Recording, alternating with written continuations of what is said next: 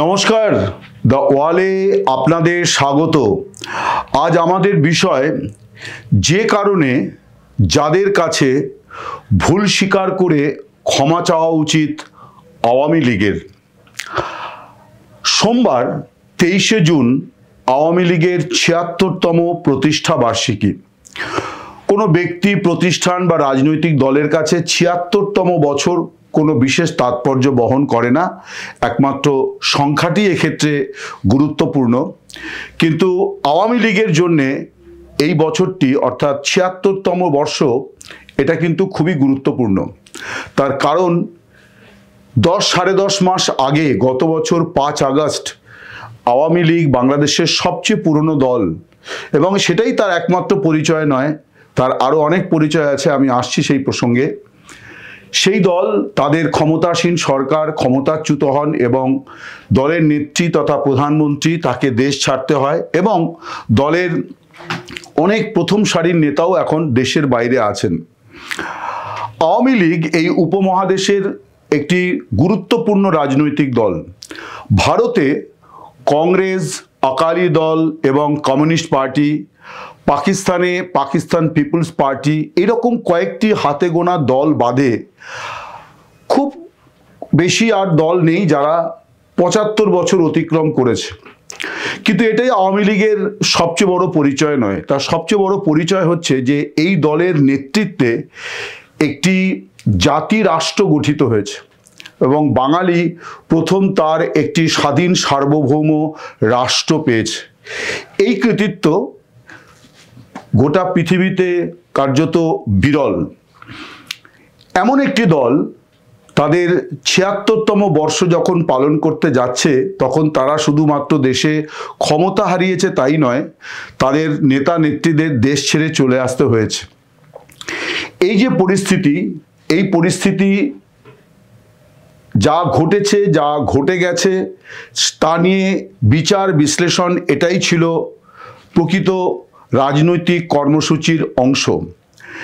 এখন এই যে সাড়ে দশ মাস কেটে গেল, এই সাড়ে দশ মাসে আওয়ামী লীগ কী করলো, আমি আজকে খানিকটা এই বিষয়টাই এবারের ভিডিওতে বা আজকের এই ভিডিওতে আলোচনা করার চেষ্টা করব।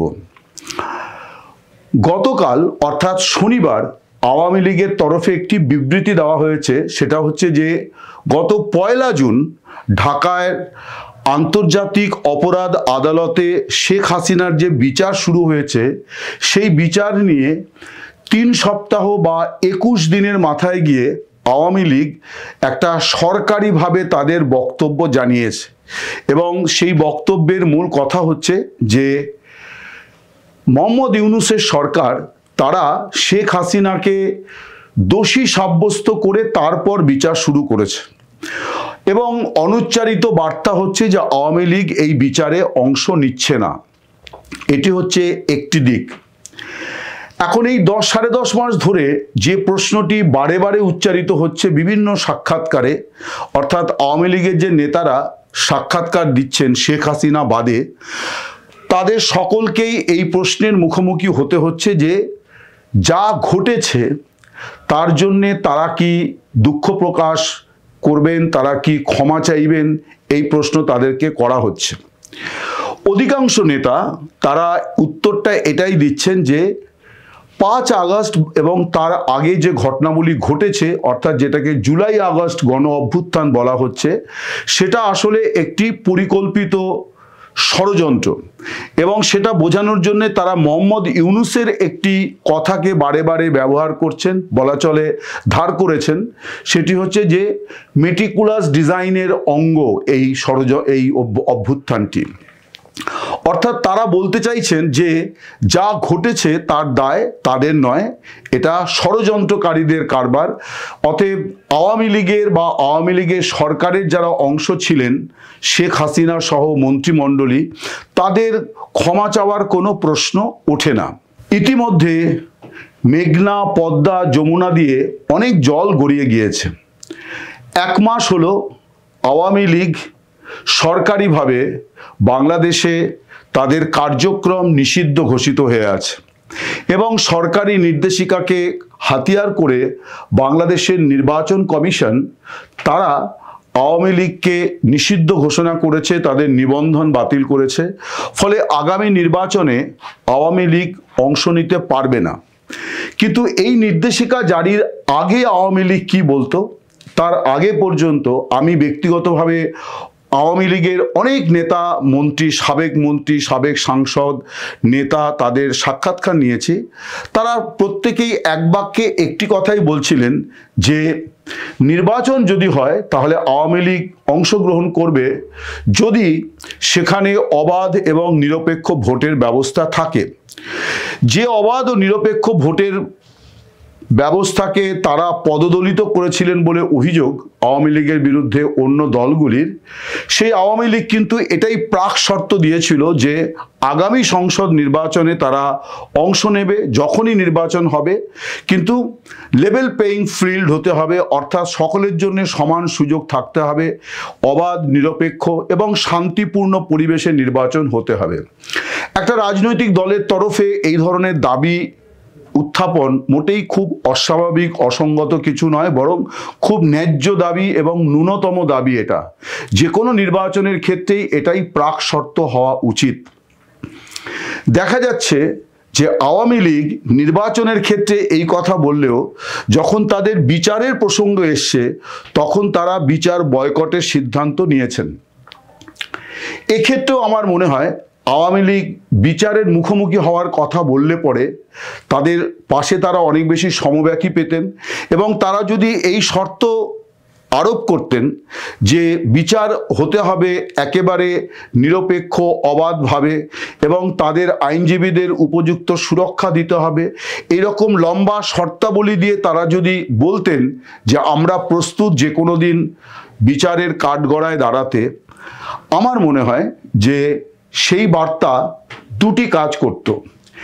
এক, বাংলাদেশে যে 40% ধরে নেওয়া হয় যে 40% মানুষ আওয়ামী লীগকে ভোট দেন, সেই 40% মানুষের মধ্যে একটা বিপুল অংশের মানুষ যারা বিনা কারণে কারাগারে নির্যাতন ভোগ করছেন, যাদেরকে বিচারের আদালতে দাঁড়াতেই হচ্ছে, ইচ্ছা অনিচ্ছার কোনো প্রশ্ন নেই, দাঁড়াতেই হচ্ছে, এবং আরও যারা মানুষ যারা এখনো পুলিশের জালে ধরা পড়েননি, আত্মগোপন করে আছেন, নিষ্ক্রিয় হয়ে আছেন, এই সব মানুষের মধ্যে একটা অন্য ধরনের বার্তা, উন্মাদনা তৈরি হতো যে আওয়ামী লীগ তারা বিচারের মুখোমুখি হতে ভয় পায় না।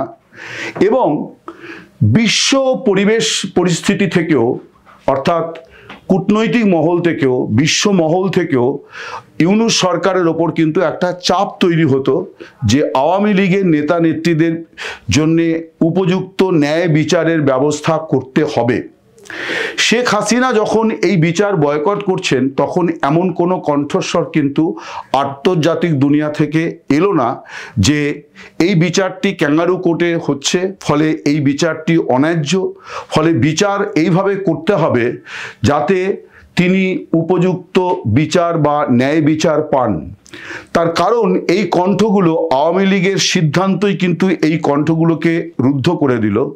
তার ফলে আমার মনে হয় যে মোহাম্মদ ইউনূস এবং আন্তর্জাতিক অপরাধ আদালত বা ট্রাইব্যুনাল কর্তৃপক্ষ তারা অনেক জেট গতিতে এগোনোর সুযোগ পাচ্ছেন। তার কারণ এখন তো তাদের কাছে একটা মস্ত বড় হাতিয়ার হচ্ছে যে অভিযুক্ত বিচারের মুখোমুখি হতে চান না।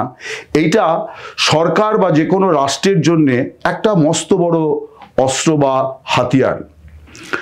আমি যে কথা বলছিলাম যে বিচারের মুখোমুখি হওয়ার বার্তাটুকু দিলে পরে, অর্থাৎ সগর্বে যদি তারা এই ঘোষণাটি করতেন যে আমরা বিচারকে ভয় পাই না, তাহলে অন্য বার্তা যেত, এবং এই যে মুষড়ে পড়া জনগোষ্ঠী বা সমর্থক যারা চান যে আওয়ামী লীগের আবার পুনরুজ্জীবন হোক, তাদের মধ্যে নব উন্মাদনা তৈরি হতো। এবং শুধু তাই নয়, বিচারের সংস্কারের দাবি তোলাটা একটা ন্যায্য দাবি, ন্যায্য অধিকার, কিন্তু বিচার বয়কট করার মধ্য দিয়ে অনেক সময় দেশকে অস্বীকার করার বার্তাও যায়। আওয়ামী লীগ এইরকম একটা ঝুঁকিও নিল কিনা একটি ঐতিহাসিক ভুল করলো কিনা এটাও কিন্তু আলোচনায় আসা উচিত। আমি জানি না আওয়ামী লীগের নেতা নেত্রীরা যারা বিদেশে আলাপ আলোচনা করেন, ভার্চুয়াল বৈঠক করেন, সেখানে কখনো এই বিষয় নিয়ে কোনো সুনির্দিষ্ট আলোচনা হয়েছে কিনা। আমি কয়েকজনের সঙ্গে কথা বলেছি, তারা ব্যক্তিগতভাবে মনে করেন যে বিচার বয়কট করার থেকে বিচারের মুখোমুখি হওয়া, শর্তাধীন বিচারের মুখোমুখি হওয়া অনেক বেশি ইতিবাচক হতে পারত দলের জন্যে। আমি আসি 2 নম্বর প্রসঙ্গ, অর্থাৎ ভুল স্বীকার এবং ক্ষমার প্রসঙ্গ, ক্ষমা চাওয়ার প্রসঙ্গ। আওয়ামী লীগ নেতৃত্ব এখনো পর্যন্ত সরকারিভাবে একটি কথাই বলছে যে 5 আগস্ট এবং তার আগে যে ঘটনাবলী ঘটেছে সেটা পরিকল্পিত দেশি বিদেশি ষড়যন্ত্রের অংশ। যদি এটাকেই সত্যি ধরে নেওয়া হয় যে আওয়ামী লীগ ঠিক কথাই বলছে, এবং এই ব্যাপারে আমি আমার ব্যক্তিগত মতামত খোলাখুলি বলতে পারি যে এ নিয়ে কোনো রাগঢাক গুড়গুড়ের কোনো অবকাশ নেই।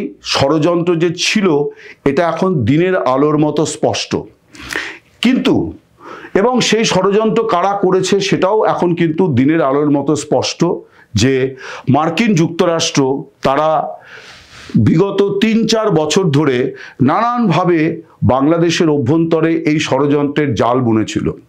কিন্তু আওয়ামী লীগ নেতৃত্ব ষড়যন্ত্রের কথা বললেও তারা ষড়যন্ত্রকারীদের কথা বলছে না। অর্থাৎ আমেরিকা, মার্কিন যুক্তরাষ্ট্র তারা যে তাদের সরকার পতনের পেছনে অন্যতম ভূমিকা পালন করেছিল এই কথাটি এখনো আওয়ামী লীগের শীর্ষ নেতৃত্ব বলেনি। যদিও এই অভ্যুত্থানের কয়েক মাস আগে ঢাকার রাশিয়ান রাষ্ট্রদূত, রুশ রাষ্ট্রদূত, তিনি কিন্তু একটি অনুষ্ঠানে অভিযোগ আকারে বলেছিলেন যে মার্কিন যুক্তরাষ্ট্র বাংলাদেশের হাসিনা সরকারের পতন ঘটাতে চায়, অস্থিরতা তৈরি করতে চায়, এবং এই নিয়ে আমেরিকা এবং রুশ দূতাবাসের মধ্যে বেশ কদিন ধরে বাকযুদ্ধও চলে। কিন্তু হাসিনা সরকারের প্রশাসন এবং আওয়ামী লীগের নেতৃত্ব কোনো পক্ষই সম্ভবত রুশ রাষ্ট্রদূতের এই বক্তব্যকে গুরুত্ব দেননি। একই কথা রাশিয়ার পররাষ্ট্রমন্ত্রীও কিন্তু বলেছিলেন, কিন্তু সম্ভবত এগুলিকে কোনোটাকেই আওয়ামী লীগের নেতৃত্ব এবং শেখ হাসিনা সরকারের দায়িত্বপূর্ণ ব্যক্তিদের কাছে খুব একটা গ্রহণযোগ্য মনে হয়নি বা বিশ্বাসযোগ্য মনে হয়নি। কিন্তু আমেরিকা যে এই ষড়যন্ত্র করেছে এখন একাধিক মিডিয়াতে নানানভাবে সেটা সামনে এসেছে। আওয়ামী লীগ কেন বলছে না সে কথা আমি সেই আলোচনায় আজকে যাচ্ছি না, কিন্তু তার জন্যও যে তাদের একটা খেসারত দিতে হতে পারে সেটা খুব স্পষ্ট এই জন্যে যে যেভাবে ইরানের ওপরে আক্রমণ শানিয়ে ডোনাল্ড ট্রাম্প আরেকজন জুনিয়র বুশ হিসাবে অবতীর্ণ হয়েছেন ইসলামিক দুনিয়ার সামনে, এবং তার এই যুদ্ধ কার্যকলাপ থেকে বোঝা যাচ্ছে যে ওই পরমাণু অস্ত্রের বিরুদ্ধে সংগ্রাম, সন্ত্রাসের বিরুদ্ধে লড়াইয়ের কথা বলে আসলে তিনি আমেরিকার যে দল এবং জমানা নির্বিশেষে ইসলামের বিরুদ্ধে জেহাদ সংঘাতের যে কর্মসূচি এটা তারই অঙ্গ। ফলে আওয়ামী লীগ যদি খুব স্পষ্ট করে এই কথাটি বলতে পারত তাহলে অন্তত তারা এই ইসলামিক দুনিয়ারও একটা বড় সমর্থন তারা পেয়ে যেত, যেটা সম্ভবত এখনো তারা অর্জন করতে পারছে না। তৃতীয় যে বিষয়টি আমি আলোচনা করতে চাই সেটি হচ্ছে যে ভুল স্বীকার এবং ক্ষমা প্রার্থনা। তারা এই হতাহতের দায় নিতে নারাজ। আইনের চোখে হয়তো বা আইনের কাঠগড়ায় হয়তো এই ব্যাপারে তারা জয়ী হতে পারবে নথিপত্রের মারফত, কিন্তু জনতার আদালতে নৈতিক দায় অস্বীকার করা কঠিন, বিশেষ করে যখন তাদেরই শাসনামলে এই ঘটনাগুলি ঘটেছে। আরও একটি প্রশ্ন হচ্ছে যে যখন ষড়যন্ত্রের কথা বলা হচ্ছে তখন স্বভাবতই এর সঙ্গে যুক্ত হচ্ছে যে ষড়যন্ত্রকারী কারা এবং ষড়যন্ত্র কি করে সফল হলো। যেখানেই রাজনীতি আছে, যেখানেই ক্ষমতা আছে, সেখানেই ষড়যন্ত্র আছে, এবং বাংলাদেশ এমন একটা দেশ যেখানে মাত্র 54 বছর বয়সের মধ্যে সেখানে দুজন রাষ্ট্রপতি অর্থাৎ ক্ষমতাসীন রাষ্ট্রপতি ষড়যন্ত্রকারীদের হাতে নিহত হয়েছেন। তাদের একজন তো এই রাষ্ট্রের জন্মদাতা শেখ মুজিবুর রহমান, যিনি আবার আওয়ামী লীগের প্রতিষ্ঠাতাও বটেন। এই দেশে এমন অনেক রাজনৈতিক সংঘাত অতীতে হয়েছে যেগুলি যুদ্ধের চেহারা নিয়েছে। ফলে রাজনীতির ভেতরে যে সংঘাত এবং ষড়যন্ত্রের যে সংস্কৃতি একেবারে ওতপ্রোতভাবে জড়িয়ে আছে, এইটা উপলব্ধিতে না থাকাটা অপদার্থতা। এবং 15 বছরের শাসনাধীন একটি রাজনৈতিক দলের বিরুদ্ধে সীমাহীন দুর্নীতি, মানবাধিকার, গণতন্ত্র হরণের অভিযোগ, সত্য মিথ্যা অতিরঞ্জিত যাই হোক না কেন অভিযোগগুলি ছিল, জনক্ষোভ ছিল। এই জিনিসগুলিকে যদি বিবেচনায় নেওয়া যেত তাহলে ষড়যন্ত্রকারীরাও কিন্তু সফল হতো না। ফলে যাদের ব্যর্থতার জন্যে, যাদের অবিবেচনার জন্যে, যাদের গাফিলতির জন্যে ষড়যন্ত্র সফল হয়েছে, সেটা যে তাদের বড় ব্যর্থতা, দায়, সেই দায়ও কিন্তু তারা স্বীকার করছেন না।